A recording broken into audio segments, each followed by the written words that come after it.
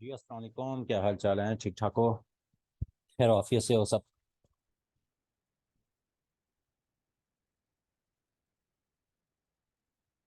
अल्हम्दुलिल्लाह ठीक ठाक। अच्छा जी।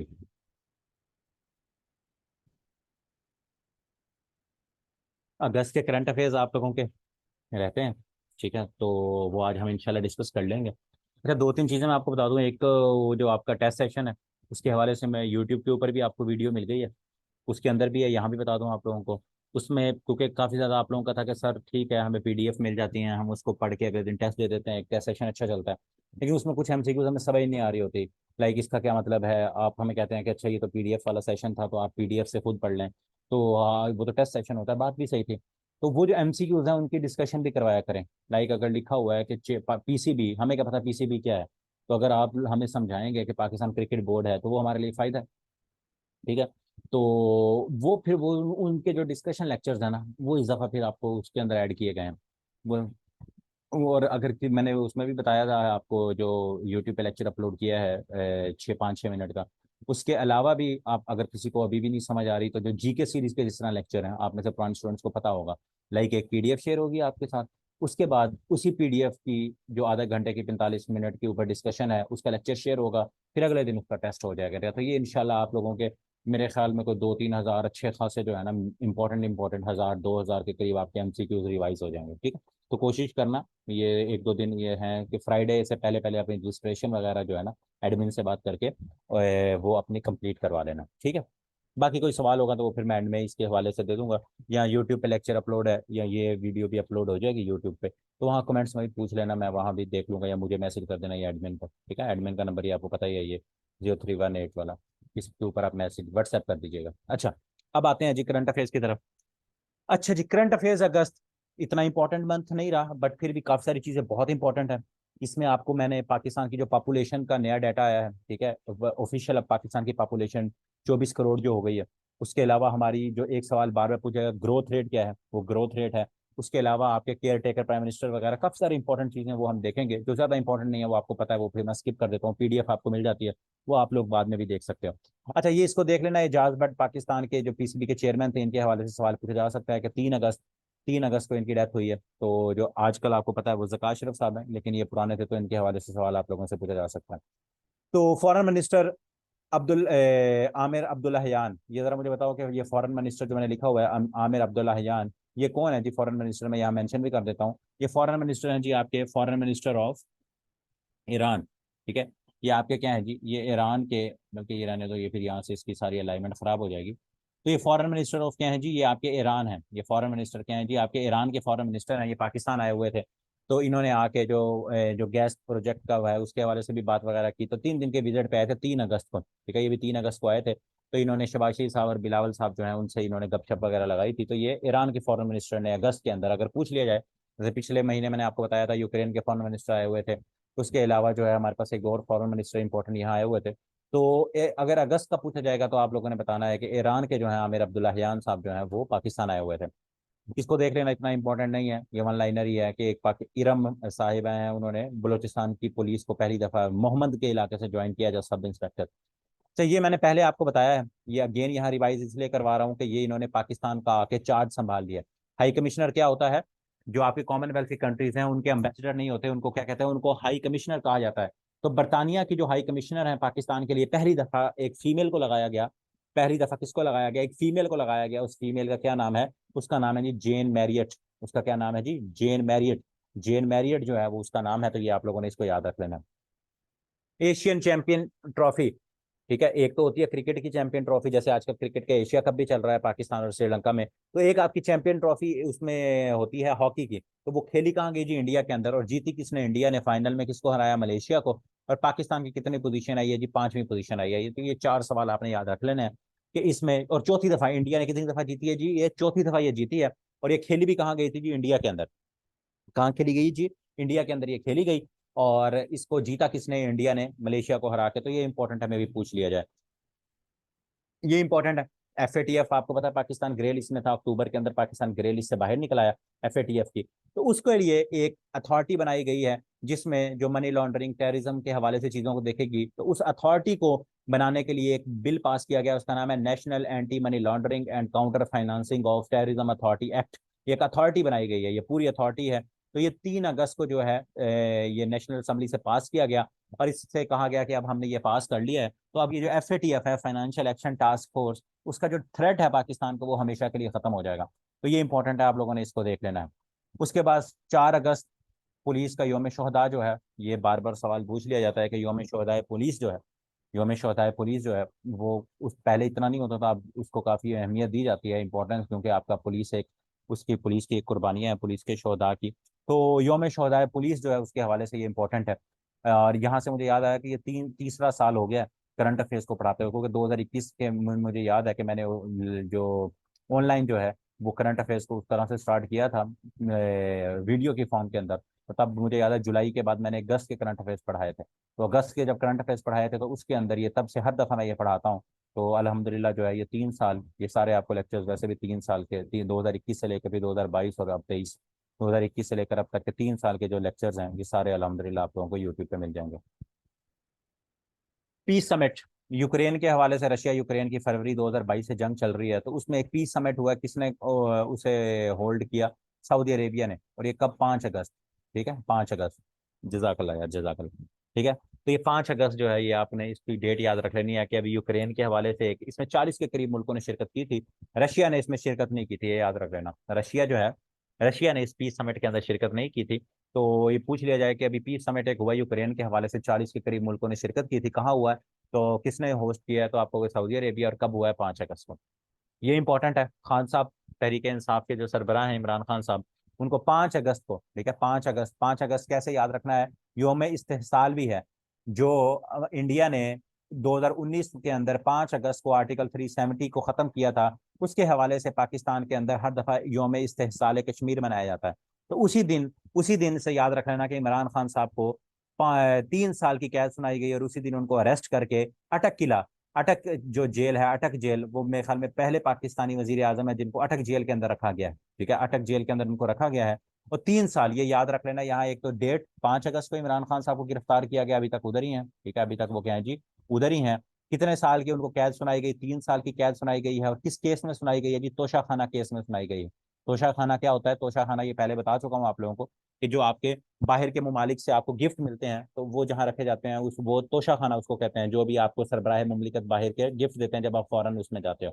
तो खान साहब को 3 साल की कैद तोशा खाना केस के अंदर 5 अगस्त को सुनाई गई, और अटक जेल के अंदर वो जो है खान साहब बंद है। ये इंपॉर्टेंट है। FBR के चेयरमैन, ठीक है, अमजद जुबैर टिवाना साहब, पहले आई थिंक आसिम साहब थे, आसिम साहब थे उनका नाम, तो वो अब आप लोगों ने भूल जाना है।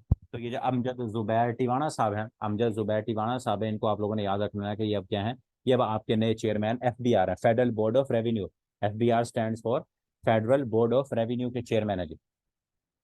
अमेजोन, अमेजोन का जंगल आपको पता है, पूरी दुनिया का सबसे बड़ा जो जंगल है वो अमेजोन का जंगल है। तो उसका उसके ऊपर एक समिट हुआ है 8 अगस्त को, और वो किसने होस्ट किया है जी? ब्राजील ने होस्ट किया है। उसने किसने होस्ट किया है? ये पूरे को मैं बता रहा हूँ, ब्राजील ने। उसमें 8 मेंबर्स ने शिरकत की। 8 मेंबर्स कौन है? ये 8 मेंबर्स वो हैं जो कि अमेजोन जंगल के आसपास रहते हैं, या उनको अमेजोन जंगल की हदूद लगती है। मतलब कि मेजर जो पोर्शन है अमेजोन का वो तो ब्राजील के अंदर आता है, लेकिन उसके बाद और भी मुल्क हैं छोटे छोटे, अगर आप देखोगे होंडुरास है और एक दो और मुल्क हैं, शायद अर्जेंटीना भी है, तो इस तरह से उनको भी ये लगता है। उसके लिए एक ट्रीटी इनकी बनी है, अमेजोन कोऑपरेशन ट्रीटी ऑर्गेनाइजेशन, ये 1995 में बनी थी, और इसका हेडक्वार्टर ब्राजील में है, और इसके 8 मेंबर्स हैं। तो ये जो 8 मेंबर्स हैं ये हर साल ये अमेजोन समिट करते हैं।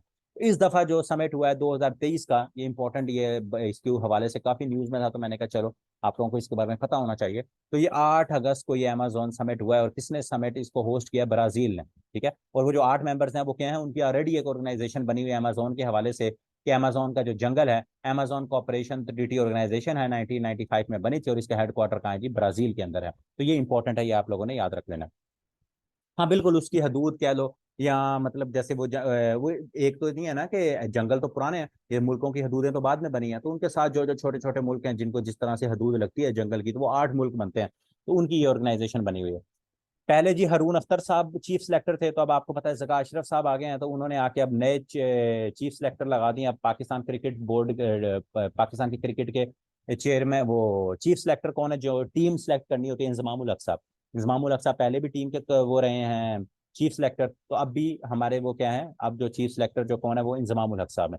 तो अब आप लोगों ने याद रखना है ना, चेयरमैन या जो इंटर्म कमेटी के चेयरमैन है वो ज़का अशरफ साहब, पहले नजम सेठी थे, अब ज़का अशरफ साहब, और जो चीफ सेलेक्टर है वो कौन है? इंजमामुल हक। अच्छा जी, इसको देख लेना, आप तो फेडरल मिनिस्टर ये नहीं रहे, ये उस टाइम क्योंकि इन्होंने इफ्तिताह किया था तो इसलिए मैंने ये नाम इनका लिखा हुआ है। तो अब क्योंकि चेंज हो गए, ये आपने याद रखना, बीप पाकिस्तान। अब ये बीप पाकिस्तान क्या है? ये व्हाट्सएप को रिप्लेस करने के लिए पाकिस्तान में एक ऐप लॉन्च की गई है, इसका पायलट प्रोजेक्ट। इसका क्या लॉन्च किया गया? Pilot project. और ये ऐप पाकिस्तान में आफ्टर 1 साल के बाद ये अवेलेबल होगी। तो याद रख लेना है, इस तरह का सवाल पूछ लिया जाए कि पाकिस्तान की जो आईटी इंडस्ट्री है या पाकिस्तान की जो आईटी मिनिस्ट्री है, उन्होंने व्हाट्सएप के रिप्लेस करने के लिए एक ऐप बनाई है, उसका पायलट प्रोजेक्ट जारी किया है। उस ऐप का नाम बताओ, तो आप क्या कहोगे? बीप पाकिस्तान। उसका क्या नाम है जी? उस ऐप का नाम है जी बीप। बीप पाकिस्तान। तो ये आप लोगों ने याद रख लेना है, ये बड़ा इंपॉर्टेंट सवाल है, ये इसमें से पूछा जा सकता है। अच्छा जी, पाकिस्तान की ये जो नेशनल असेंबली 2018 में इलेक्ट होके आई थी, ये पाकिस्तान की कौन सी नेशनल असेंबली थी? 15वीं नेशनल असेंबली। ये आपको मैंने बताया हुआ है, पहले जो पुराने स्टूडेंट्स हैं उनको मैंने ये बताया हुआ है। तो नेशनल असेंबली जो 15वीं थी, ये डिसॉल्व हो गई जी 9 अगस्त को। ये डेट याद रख लेनी है आप लोगों ने। नेशनल असेंबली जो है वो डिसॉल्व कब हुई? 9 अगस्त को डिसॉल्व हुई। 9 अगस्त बड़ा इंपॉर्टेंट दिन है, 9 अगस्त को पाकिस्तान की ये जो 15वीं नेशनल असेंबली थी वो डिसॉल्व हो गई। अब इसके बारे में मैं आप लोगों को बता चुका हूँ कि इसने मुद्दत अपनी मेरे ख्याल में 11 या 12 को पूरी करनी थी, तो ये पहले डिसॉल्व हुई। तो ये चीज याद रख लेनी है कि अगर कोई भी असेंबली है आपकी, वो अपनी मुद्दत पूरी करके, मुद्दत पूरी करती है 5 साल की, फिर तहलील होती है ऑटोमेटिकली, तो इलेक्शन 60 दिन के अंदर करवाने होते हैं। लेकिन अगर उसको प्रीमेच्योर जो है डिसॉल्व कर दिया जाए, उसके वक्त से पहले तहलील कर दिया जाए, फिर क्या होता है? फिर वो जो आपकी असेंबली होती है उसके बाद जो इलेक्शन होने होते हैं वो 90 दिन के अंदर होने हैं। तो अब इसको प्रीमेच्योर, वजीर आजम ने समरी भेजी, डिसॉल्व हो गई, तो अब जो इलेक्शन होंगे वो आपके 90 दिनों के बाद होंगे। तो अब देखते हैं 90 दिनों के बाद आपके इलेक्शन होते हैं कि नहीं होते। होने तो नहीं है, क्योंकि आपकी वो जो डीलिमिटेशन का प्रोसेस स्टार्ट हो गया, क्योंकि आपका जो मरदमशुमारी है उसका रिजल्ट अप्रूव हो गया है, तो इसलिए मे भी हो सकता है आपके फरवरी मार्च में शायद जाके अगर दिल किया तो इलेक्शन हो। अच्छा जी, जिसके बारे में हम पढ़ चुके हैं, एकोवास। ठीक है, ये आपकी क्या है? Economic community of West African states. 15 मुल्क हैं इसके अंदर, ठीक है, 15 इसके मुल्क हैं, 15 मेंबर्स हैं। एकोवास बड़ी इंपॉर्टेंट है। ये नाइजेरिया के अंदर इनकी 10 अगस्त के अंदर मुलाकात हुई है। और ये क्या वजह हुई है? क्या वजह हुई है? ये क्या है? नाइजेरिया के अंदर मिले हैं। नाइजेरिया के अंदर मिले हैं, और इनका टॉपिक क्या था? जो नाइजर के अंदर, क्या नाइजर के अंदर क्या हुआ है? जो मिलिट्री टेक ओवर हुआ है, मैंने लास्ट टाइम आपको बताया था कि नाइजर के अंदर जो है उनकी जो मिलिट्री है उसने मार्शल लॉ लगा दिया है। तो ये उसके हवाले से डिस्कशन करने के लिए ये इकोनॉमिक कम्युनिटी और वेस्ट अफ्रीकन जो स्टेट्स हैं वो मिली थी, कहाँ? नाइजेरिया के अंदर। तो ये इंपॉर्टेंट सवाल है, ये आप लोगों ने इसको याद रख लेना है। पीआईए के चेयरमैन जो है वो चेंज हो गए। पीआईए के अब सीईओ कौन लगे? आमिर हयात साहब। 1 साल के लिए लगाया गया, पहले अरशद साहब थे, तो अब पीआईए के चेयरमैन भी नए आ गए हैं, सीईओ भी नए आ गए हैं, तो उनका नाम आप लोगों ने याद रख लेना है। क्या नाम है उनका? आमिर हयात साहब। ठीक है, इस दफा 3-4 चीजें चेंज हुई हैं, तो उसमें एक ये आमिर हयात साहब भी हैं, तो इनको भी आपने याद रख लेना, ये इंपॉर्टेंट है। पैमरा।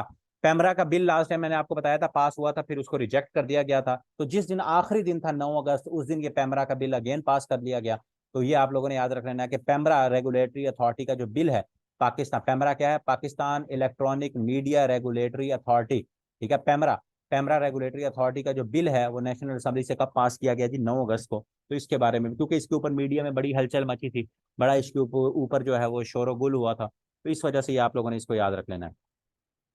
अच्छा जी, ये इंपॉर्टेंट है, 14 अगस्त को इसका संगे बुनियाद रखा गया। ग्राउंड ब्रेकिंग क्या होती है? संगे बुनियाद। एक होता है इफ्तिताह करना, दो वर्ड होते हैं, किसी भी चीज का संगे बुनियाद रखना, और फिर होता है इफ्तिताह करना, जिसके लिए वर्ड यूज होता है इनेगोरेशन। ठीक है, एक होता है इनेगोरेट करना, इफ्तिताह करना, एक होता है ग्राउंड ब्रेकिंग करना।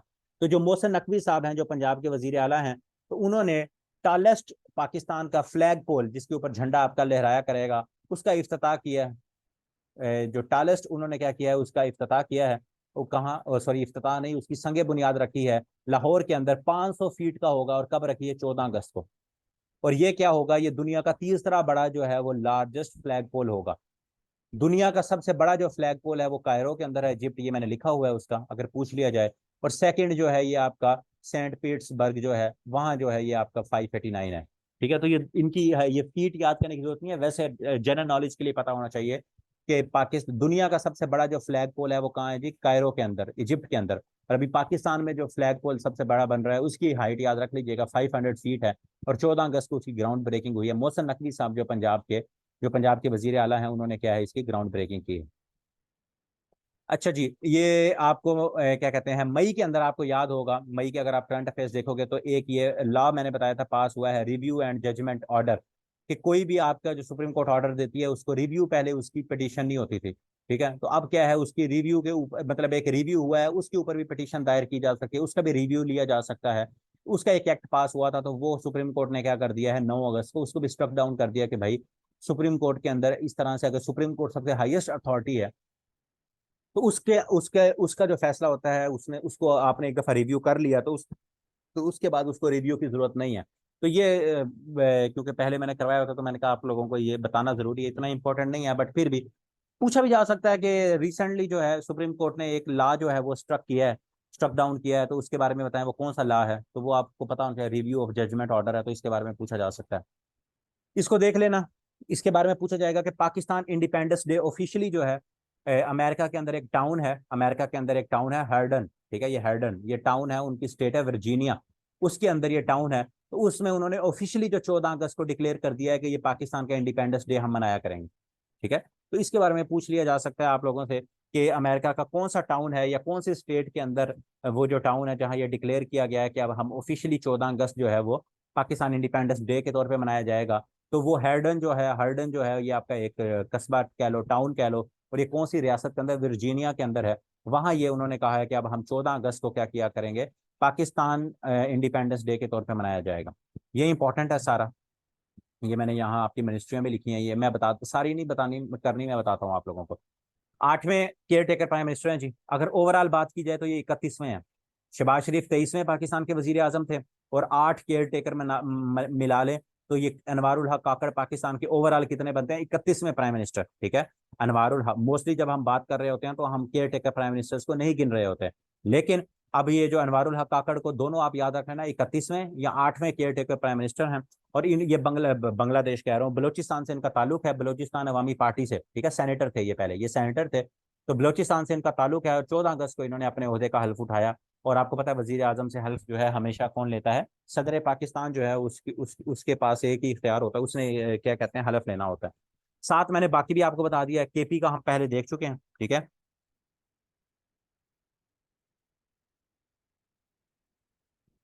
एक सेकंड।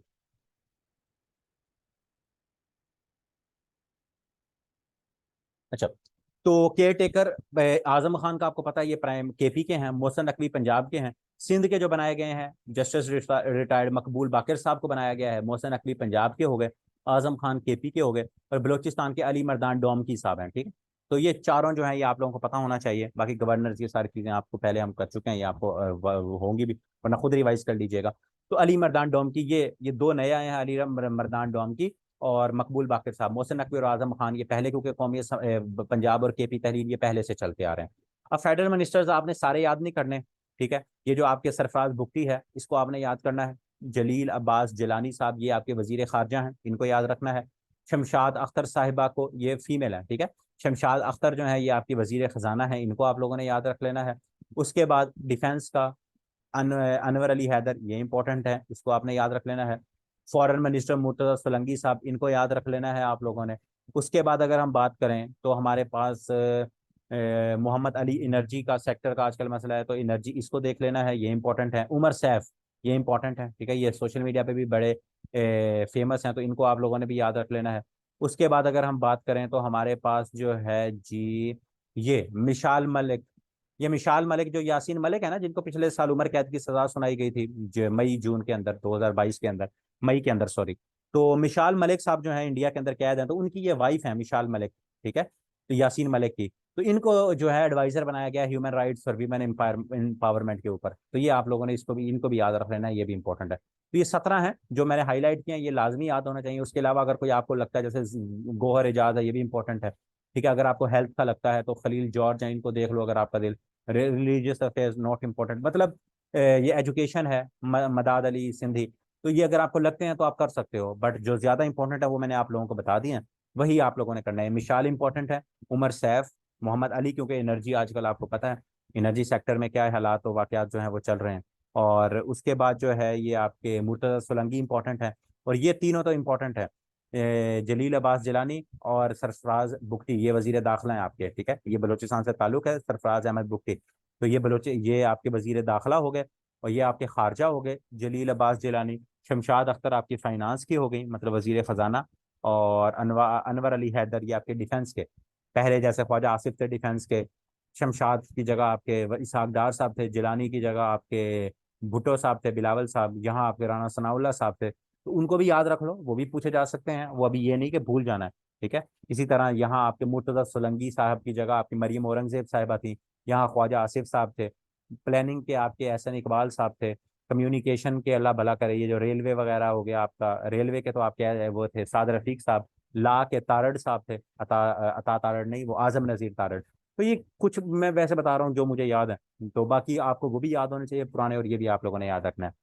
14 अगस्त पाकिस्तान की 76 ईयर ऑफ इंडिपेंडेंस था। ये क्यों लिखवाता हूँ हर साल, क्योंकि एक दफ़ा सवाल पूछा गया था कि अभी रिसेंटली 2022 में, 2023 में, 2021 में पाकिस्तान ने कौन सा अपना योम आज़ादी को सेलिब्रेट किया है, तो वो भूल जाता है। पिछले साल 75वां था जब पाकिस्तान ने 75 का एक नोट भी निकाला था स्पेशल 75th, जिसके ऊपर आपके कायदे आजम के अलामा इकबाल की सर सैयद की फातिमा जिन्ना की तस्वीर बनी हुई थी। और इस दफ़ा क्या है, 76 साल हो गए पाकिस्तान को बने हुए। हाँ बिल्कुल, जो पाकिस्तान ने जो नोट निकाला था बिल्कुल वही था, बिल्कुल वही था।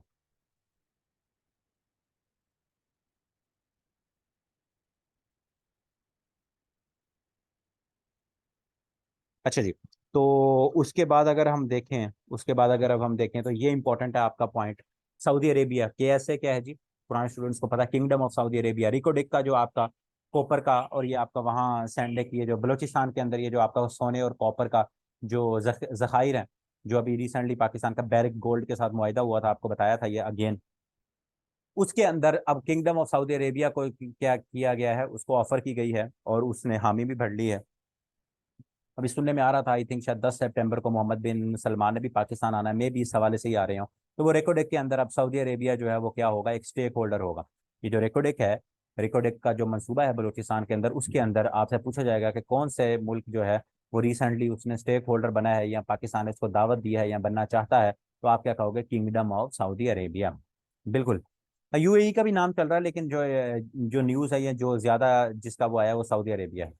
अच्छा जी, दुबई से स्कर्दू पहली इंटरनेशनल फ्लाइट जो है वो लैंड की है, तो ये इंपॉर्टेंट इतना नहीं है, बट फिर भी आप देख लेना। मेरी कोशिश ये होती है कि जो ज़्यादा मैंने हाईलाइट किया होता है या जिसको मैंने बोल्ड किया होता है, बाकी चीज़ अगर आपको पीडीएफ मिल जाती है, अब इसमें कोई वो रॉकेट साइंस नहीं है कि पहली इंटरनेशनल फ्लाइट जो है वो दुबई से लैंड कर गई है स्कर्दू एयरपोर्ट के ऊपर, तो आप ये पढ़ सकते हो। तो जो ज़्यादा कुछ इंपॉर्टेंट या जो उसके ऊपर मुझे लगता है कि ये मैं अगर एक दफ़ा बोलूंगा आप लोगों के जहन में रुक जाएगी बात, तो वो हम कर लेंगे। यार इसको मैं बाद में वो बताता हूँ आप लोगों को। देखो, अगेन मैंने शायद मैंने उसमें भी बताया था कि जो आपकी जीके सीरीज है ना, जीके सीरीज वाले लेक्चर नहीं होंगे, वो आपकी पीडीएफ डिफरेंट है। वो जीके सीरीज के 30 लेक्चर डिफरेंट है। अगर आप में से किसी ने उसको देखना है, डेली आपके ग्रुप्स में उसका लिंक भी शेयर होता है, वो आपका डिफरेंट है, फ्री ऑफ कॉस्ट है, वो यूट्यूब पे अवेलेबल है। ये उनसे हट के 25 लेक्चर होंगे। आप खुद सोचो आपकी कितनी अच्छी रिवीजन हो जाएगी कि 30 लेक्चर्स आपके जीके सीरीज के यूट्यूब पे आपको वैसे मिल रहे हैं।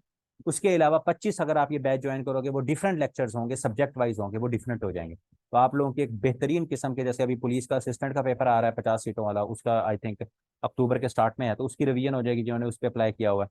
उसके अलावा जो है ऑलमोस्ट 80 to 90% चांसेस हैं कि लिटरेसी मोबिलाइजर इसी मंथ सितंबर में 20 के बाद वो हो जाएगा। तो आप लोगों की बेहतरीन किस्म की रिवीजन हो जाएगी। अच्छा, तो रशिया लॉन्चेस, आपको पता है एक चंद्रयान गया था और एक रशिया का जो रॉकेट था वो गया था, वो मिशन गया था, उसका नाम था लूना 25।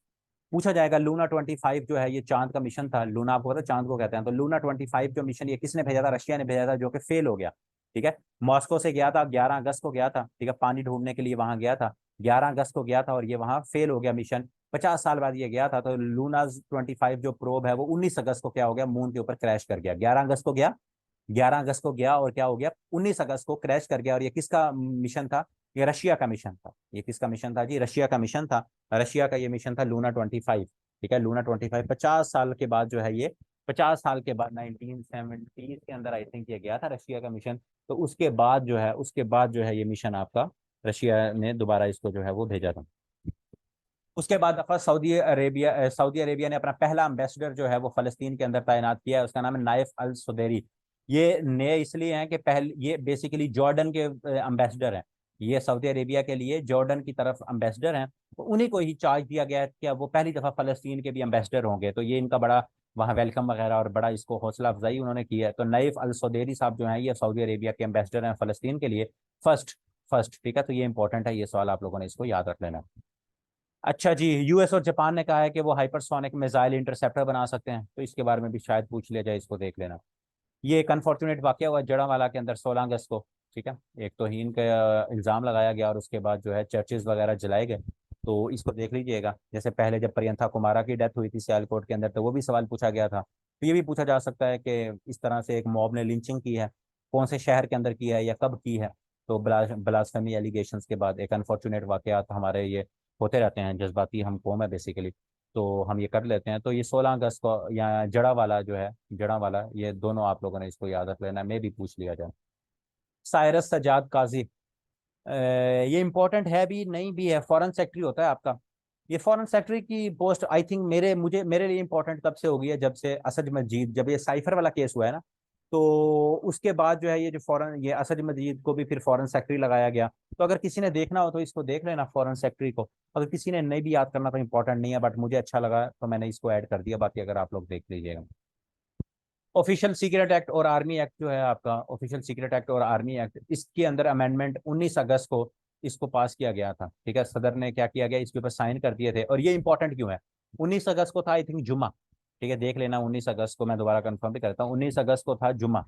ठीक है, और मुझे ये याद है हफ्ते वाले दिन, बिल्कुल 19 अगस्त को था जी, सॉरी हाँ 19 अगस्त को था हफ्ता।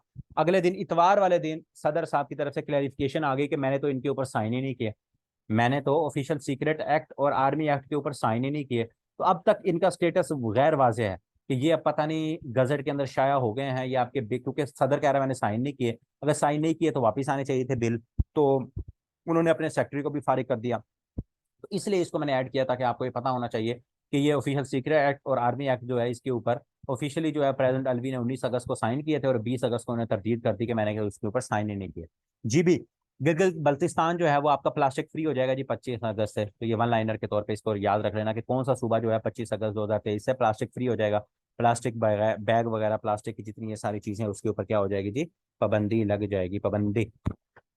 अच्छा जी, यूक्रेन को F-16 F-16 तैयारे जो हैं वो कौन कौन से दो मुल्कों ने प्रोवाइड करना है, नेदरलैंड और डेनमार्क ने। इसके ऊपर रशिया बहुत ज्यादा एहतजाज भी कर रहा है, बड़ा इंपॉर्टेंट ये वो है।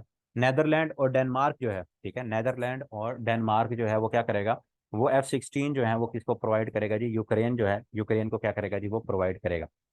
अच्छा जी, स्पेन बीट क्या कहते हैं इंग्लैंड। मुझे कोई ये बताएगा कि जो आपका विमेन वर्ल्ड कप है ये फुटबॉल का, ये किसकी बात हो रही है, ये मैं यहाँ लिख देता हूँ, फुटबॉल के वर्ल्ड कप की बात हो रही है। आप मुझे तब तक वो बताओ कि ये फुटबॉल वर्ल्ड कप कहाँ खेला जा रहा था।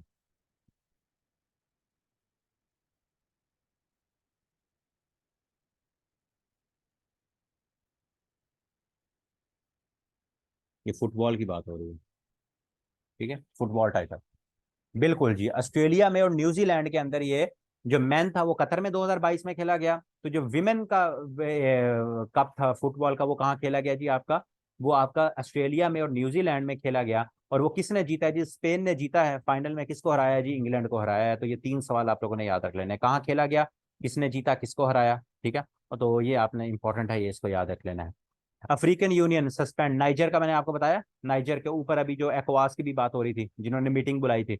तो नाइजर के अंदर 26 जुलाई को कू हुआ था, मार्शल लॉ लग गया था। उसके बाद जो है अफ्रीकन यूनियन का ये मेंबर था, तो अफ्रीकन यूनियन ने नाइजर की क्या है जो मेंबरशिप है उसको क्या कर दिया, सस्पेंड कर दिया। तो पूछा जा सकता है कि रिसेंटली अफ्रीकन यूनियन ने नाइजर की जो है मेंबरशिप है उसको सस्पेंड कर दिया है, उसकी वजह बताएं तो आप कहेंगे मार्शल लॉ या वहाँ मिलिट्री कू हो गया, या वो पूछेंगे कि रिसेंटली अफ्रीकन यूनियन ने किसी एक मुल्क की मार्शल लॉ की वजह से वहाँ जो क्या कहते हैं आपकी मेंबरशिप है उसको सस्पेंड किया है, वो कौन सा मुल्क है, तो उस पर आप कहोगे नाइजर। ठीक है, तो ये आप लोगों ने याद रखना है। अच्छा जी, थाईलैंड के नए प्राइम मिनिस्टर आए हैं, तो उसका नाम आप लोगों ने याद रखना है। ये पहले जिला वतन थे, जैसे पाकिस्तान में नवाज शरीफ साहब जिला वतन है, तो वो आएंगे, वो इसी तरह वो भी वापस आए और इलेक्शन हुआ और वो फिर जीत गए। तो ये थाविसन साहब जो हैं वो अब थाईलैंड के प्राइम मिनिस्टर बन गए हैं, तो ये आप लोग इसको इंपॉर्टेंट है, ये देख सकते हो। ब्रिक्स का समिट, याद है ब्रिक्स का अभी जो FIA के पेपर हुए उसके अंदर भी जो ब्रिक्स का जो आपका समिट है उसके हवाले से भी सवाल, G20 का सवाल भी पूछा गया था कि अभी 2023 का G20 का जो समिट है, मैं बार बार आपको रिवाइज करवा के थक गया था कि समिट की सारी चीजें याद कर लो। तो ब्रिक्स का जो समिट है आपका, ये बेसिकली आपका कहाँ होना है जी, ये कहाँ हुआ है जी, 22 से लेकर 24 अगस्त तक, ये 15वां आपका जो ब्रिक्स का समिट है, ये साउथ अफ्रीका में, ये कहाँ हुआ, साउथ अफ्रीका में हुआ। इसकी सबसे इंपॉर्टेंट चीज क्या थी कि 6 नए मुल्कों को इनवाइट किया गया है। 6 मुल्क कौन कौन से हैं, Argentina, Egypt, Ethiopia, Iran, Saudi Arabia and UAE. इनको इनवाइट किया गया है और ये ब्रिक्स के मेंबर, पहले ब्रिक्स के मेंबर कौन थे, B for Brazil, R for Russia, I for India, C for China, S for South Africa. 5 member थे, अब 6 हो जाएंगे तो ब्रिक्स 11 मेंबर्स हो जाएंगे। और ये 6 मेंबर्स जो हैं ये कैसे कब फुल मेंबर बनेंगे, फुल मेंबर ये ज्वाइन कर लेंगे यकम जनवरी से, यकम जनवरी 2024 से, यकम जनवरी 2024 से ये एज अ फुल मेंबर के तौर पर उसको ज्वाइन कर लेंगे। तो ये इंपॉर्टेंट है, आप लोगों ने इसको याद रख लेना है। ब्रिक्स समिट कहाँ हुआ है, कितने मुल्कों को इनवाइट किया गया है, कब ज्वाइन करेंगे, यकम जनवरी से ये ज्वाइन कर लेंगे। चंद्रयान 3, आपको पता है चंद्रयान 3 23 अगस्त को लैंड कर गया ये लैंड, ठीक है। और चला कब था, जुलाई के, जुलाई के करंट अफेयर्स खोल के देखना, उसमें मैंने बताया था 14 जुलाई को ये निकला था, ठीक है। ये भाई साहब गए थे और पहुंचा कब है, 23 अगस्त को पहुंचा है। और इंडिया जो है वो दुनिया का पहला मुल्क बन गया है जो कि साउथ साइड ऑफ मून, ये चंद्रयान 3 जो है ये चांद के ऊपर नहीं गया, चांद की साउथ साइड थी। आज तक कोई भी मुल्क चांद की जनूबी, इसको क्या कहते हैं, जनूबी जनूबी साइड पर कोई भी नहीं गया था। इंडिया पहला मुल्क बना है जिसने लैंडिंग की है successfully south side of moon. तो चंद्रयान 3 जो है वो निकला कब था, 14 जुलाई को वो लॉन्च हुआ था। और 23, ये दोनों डेट याद रखनी है। और 23 अगस्त को सक्सेसफुली वो है साउथ साइड ऑफ मून उसके ऊपर बिल्कुल लैंड कर गया है, बिल्कुल। हम भी जाएंगे इंशाल्लाह एक दफा। पाकिस्तान और सऊदी अरेबिया की स्पेशल फोर्सेस की जो एक्सरसाइज, उसका क्या नाम है, अल-बतर 1, ठीक है। अल-बतर 1 नौशहरा केपी के अंदर ये आपकी हो रही हैं, हुई हैं, अभी कंप्लीट हुई हैं। तो इसका नाम आपने अल-बतर ये याद रखना है कि अल-बतर जो है ये सऊदी अरेबिया और पाकिस्तान की स्पेशल फोर्सेस की ज्वाइंट जो क्या है ये वो थी। एथलेटिक चैंपियनशिप आपकी हंगरी के अंदर, हंगरी का कैपिटल है बुडापेस्ट, ठीक है, बुडापेस्ट। तो बुडापेस्ट जो है एथलेटिक्स जो चैंपियनशिप है उसके अंदर जो है ये खेली गई आपकी एथलेटिक चैंपियनशिप। तो उसके अंदर पाकिस्तान की तरफ से एक ही मेडल जीता गया और वो क्या है, अरशद नदीम। अरशद नदीम ने सिल्वर मेडल जीता, पता है ना अरशद नदीम कौन है, ये अरशद नदीम साहब जो ने कॉमनवेल्थ में पाकिस्तान के लिए गोल्ड मेडल जीता था, बिल्कुल। जेवलिन थ्रोअर, जेवलिन जो थ्रो करते हैं उसके उसके ये एथलीट हैं पाकिस्तान के, अरशद नदीम साहब। तो ये इन्होंने पाकिस्तान की तरफ से क्या जीता, सिल्वर मेडल जीता। और इंडिया के जो नीरज चोपड़ा हैं उनसे ये हारे थे, नीरज चोपड़ा, उन्होंने गोल्ड मेडल जीता। तो पाकि और जब इन्होंने सिल्वर मेडल जीता तो उसकी वजह से ये ऑटोमेटिकली उन्होंने क्या किया है, जो पेरिस ओलंपिक्स होने हैं 2024 के अंदर, उनके लिए इन्होंने क्वालिफाई कर लिया है 2024 के पेरिस ओलंपिक्स के लिए, ठीक है। तो ये भी आप लोगों ने याद रख लेना। अच्छा, ये आजकल न्यूज में बहुत चल रहा है, जापान ने 2 मिशन लॉन्च करने थे। एक सैटेलाइट लॉन्च करनी थी, उसका नाम था क्रिज्म, ठीक है। उसको पढ़ते हैं ये इस तरह से है, लेकिन मैंने लिखा हुआ है कि उससे प्रोनाउंस करेंगे क्रिज्म। एक उन्होंने सैटेलाइट लॉन्च करनी थी जो कि आपके जो सेलेस्टियल ऑब्जेक्ट्स हैं उसके बारे में बताना था। और दूसरा उन्होंने एक अपना चांद का मिशन लॉन्च करना था, उसका नाम था द मून स्नाइपर। उस मिशन का क्या नाम था पूछ लिया जाएगा। The moon sniper mission was launched by Japan. तो ये जापान का मिशन था। तो ये बेसिकली दोनों जो है वो पोस्टपोन हो गए, ये बेसिकली दोनों पोस्टपोन हो गए। तो बार बार ये न्यूज में रहे हैं, अगर दोबारा ये लॉन्च होता है तो फिर मैं आप लोगों को अगले मंथ इसको करवा दूंगा। तो ये मैंने मेंशन किया हुआ है कि it was launched by Japan. तो ये जापान का मिशन था। अगर पूछ लिया जाए कि सिज्म जो है, क्रिज्म आपकी जो सैटेलाइट है, और मून स्नाइपर मिशन, ये दोनों मिशन किसके रिलेटेड हैं, कौन सी आपकी स्पेस एजेंसी के हैं, तो आप क्या कहोगे, जापान। आप क्या कहोगे जी, जापान। तो ये आप लोगों ने इसको याद रखना है। जिम्बाब्वे के प्रेसिडेंट, उन्होंने दोबारा इलेक्शन विन किया है, पहले भी यही थे तो आपको याद करने की जरूरत नहीं है, बट पता होना चाहिए कि दोबारा ये भाई साहब आए हैं। अच्छा जी, अभी आपको मैंने जेन मैरियट साहिबा का बताया था कि वो पाकिस्तान के लिए बरतानिया की पहली फीमेल हाई कमिश्नर हैं। तो पाकिस्तान और इंडिया के अंदर जो है वो भी हाई कमिश्नर होते हैं, लेकिन हाई कमिश्नर उस तरह से तैनात नहीं किए गए क्योंकि पाकिस्तान और इंडिया के कोई डिप्लोमेटिक ताल्लुकात है नहीं। तो चार्ज अफेयर होता है, इसमें डी साइलेंट होता है, इसे कहते हैं चार्ज अफेयर्स। इसे कहते हैं नाजिमुल उमूर, इसे क्या कहते हैं, चार्ज अफेयर को नाजिमुल उमूर, जो एम्बेसी के अंदर काम देख रहा होता है। तो इंडिया जो है वो पाकिस्तान के लिए पहली दफा एक फीमेल चार्ज अफेयर या एक फीमेल डिप्लोमेट लगा रहा है, उसका क्या नाम है, गीतिका।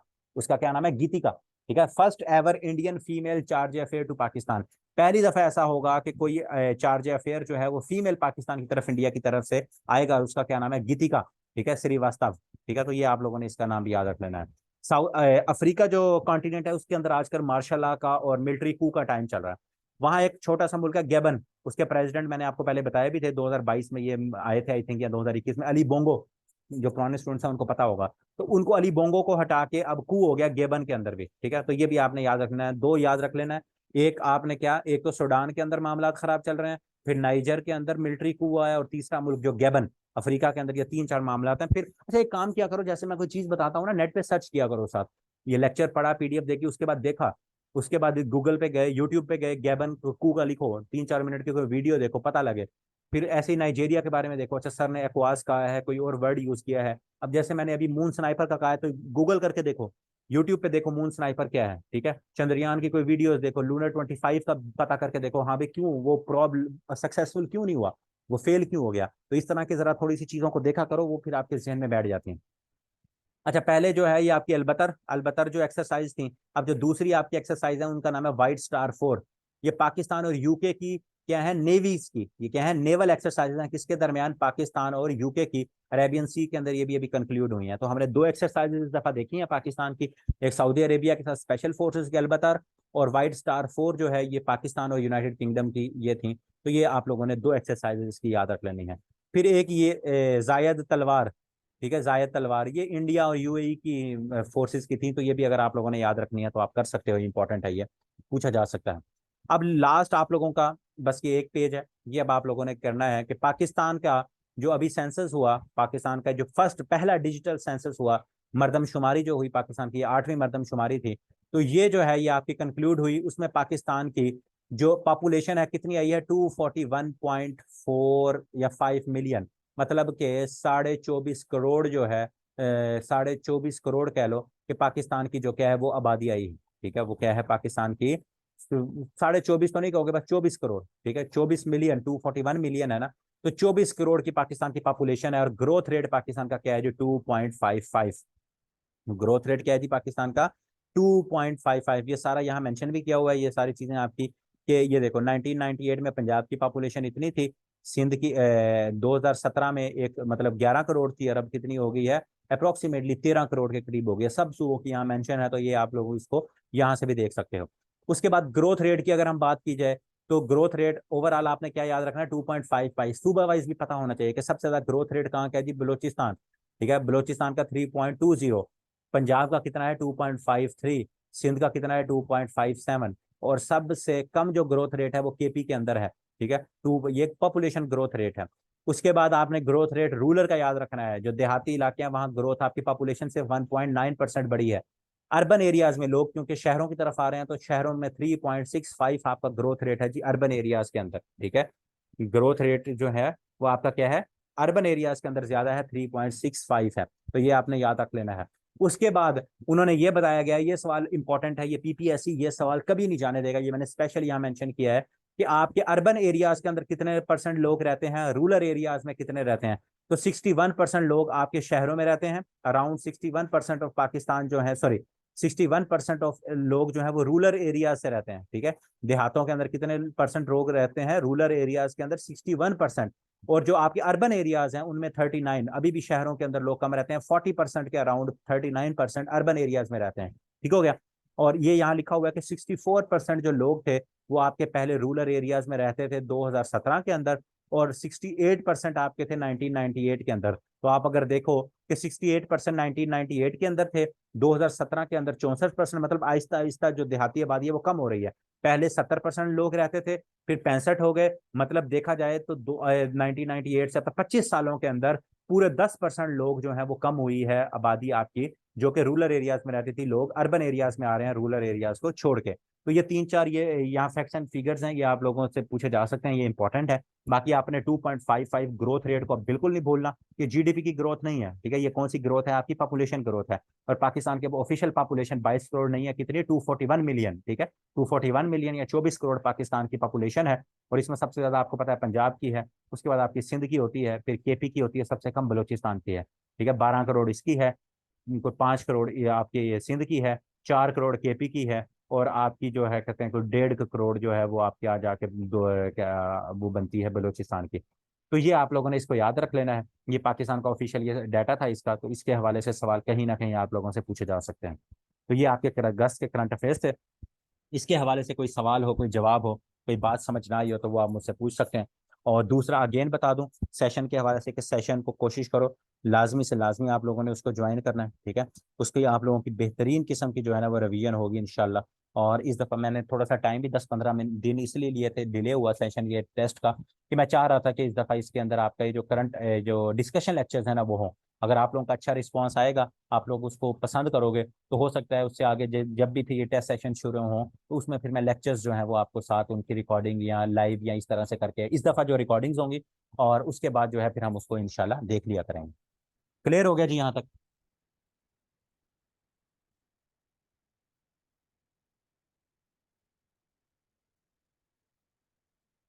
ठीक है जी, इंशाल्लाह फिर मुलाकात होती है। तब तक के लिए अपना ख्याल रखें, दुआओं में याद रखें। अल्लाह हाफिज़। रब रखा।